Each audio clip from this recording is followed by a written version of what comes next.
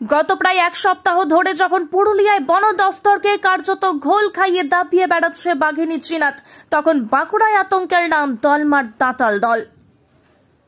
দলমা থেকে খাবারের খোঁজে বাঁকুড়ায় আসা প্রায় ৬২টি হাতির এখন ঠিকানা বড়জোড়ার পাবোয়ার জঙ্গল। বন দফতর ওই জঙ্গলের মধ্যেই হাতির দলের গতিবিধি সীমাবদ্ধ রাখার চেষ্টা চালাচ্ছে, কিন্তু তারপরেও আতঙ্ক কাটছে না এলাকার মানুষের। বন দফতরের ভূমিকা নিয়ে শুরু হয়েছে রাজনৈতিক চাপানোতর। পশ্চিমের জেলা বাঁকুড়া, পুরুলিয়া ও ঝাড়গ্রাম, এই ৩ জেলাই আপাতত বন্য প্রাণীদের অবাধ বিচরণ ক্ষেত্র।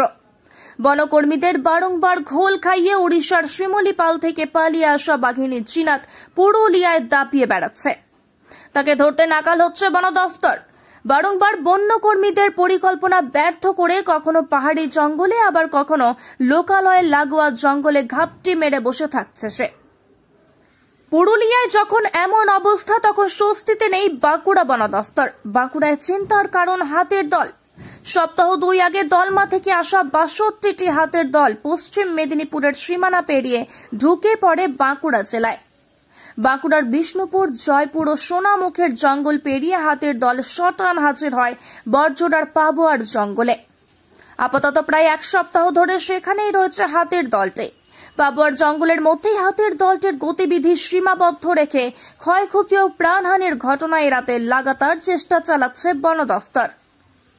কিন্তু দল হাতির পাশাপাশি চিন্তা বাড়াচ্ছে রেসিডেন্সিয়াল দলছুট দাঁতাল। একদিকে বিভিন্ন জঙ্গলে দাপিয়ে বেড়ানো রেসিডেন্সিয়াল দলছুট সেই দাঁতাল, এবং অন্যদিকে ৬২টি হাতির দলের আতঙ্কে এখন কাঁটা হয়ে রয়েছে বাঁকুড়া জেলার উত্তরাংশের বিস্তীর্ণ এলাকার মানুষ। হাতির দলকে নিয়ে চিন্তার ভাঁজ ক্রমশ চওড়া হচ্ছে বনকর্তাদের কপালেও। হাতির দলকে নিয়ে চলছে রাজনৈতিক চাপানোতর। বিরোধীদের দাবি, সরকার ও বন দফতরের সদিচ্ছার অভাবেই সাধারণ মানুষ আজ এমন সমস্যায় পড়েছেন। অভিযোগ উড়িয়ে শাসক দলের দাবি, বন দফতর ও সরকারের চেষ্টার কোনো ত্রুটি নেই।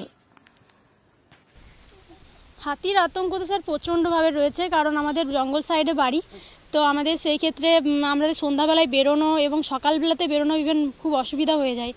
কারণ অনেক সময় দেখছি সকালবেলায় উঠেছে কেউ ঘুম থেকে, তো দেখছে চোখের সামনে হাতি দাঁড়িয়ে আছে, কি সন্ধ্যাবেলায় ঘর থেকে বেরোচ্ছে হাতি দাঁড়িয়েছে বাইরে, উঠোনে দাঁড়িয়ে রয়েছে হাতি।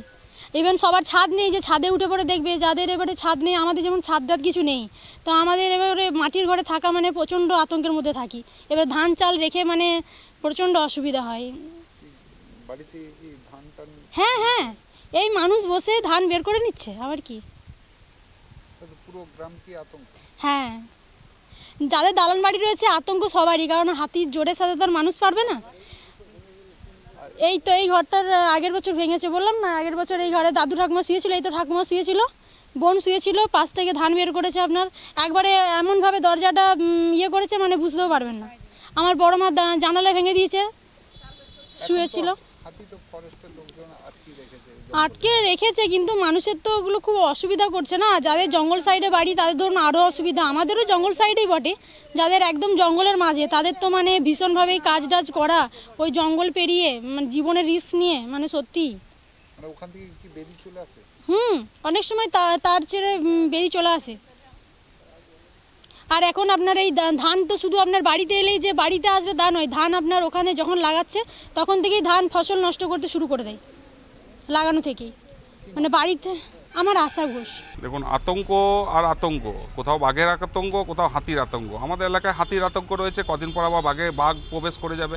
সে বন দপ্তর কী করছে, পশ্চিমবঙ্গ বন বিভাগ কী করছে, এগুলো সাধারণ মানুষের উপরে চাপিয়ে দেওয়া হচ্ছে। আজকে সাধারণ মানুষ সাধারণ একটা ফসল ফলাচ্ছে, সেই ফসল বাড়িতে তুলতে পারছে না, বাড়িতে রাতেরবেলায় বসবাস করতে পারছে না, মাটির বাড়িতে বসবাস করছে। প্রধানমন্ত্রী আবাস যোজনা লুট করে নিয়েছে, যে একটা পাকা বাড়ি করবে সেটাও শুদ্ধ নেই, তারা দেওয়াল চাপা পড়ে মরে যাচ্ছে, হাতির আক্রমণে মরে যাচ্ছে, ফসল বাড়িতে তুলতে পারছে না।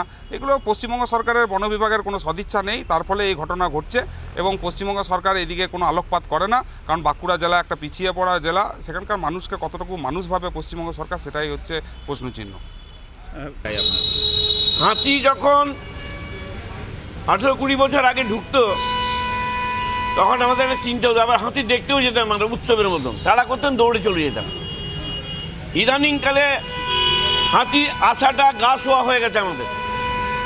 কিন্তু যে চাষির ফসলটা নষ্ট করছে সেই চাষি প্রচণ্ড দুঃখ প্রকাশ করছে, এবং যেখানে মানুষ মারা যাচ্ছে।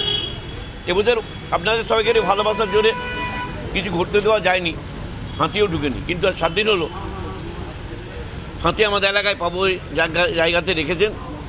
তাদের খাবার দাবার দেওয়ার কথা আমরা বলে দিয়েছি।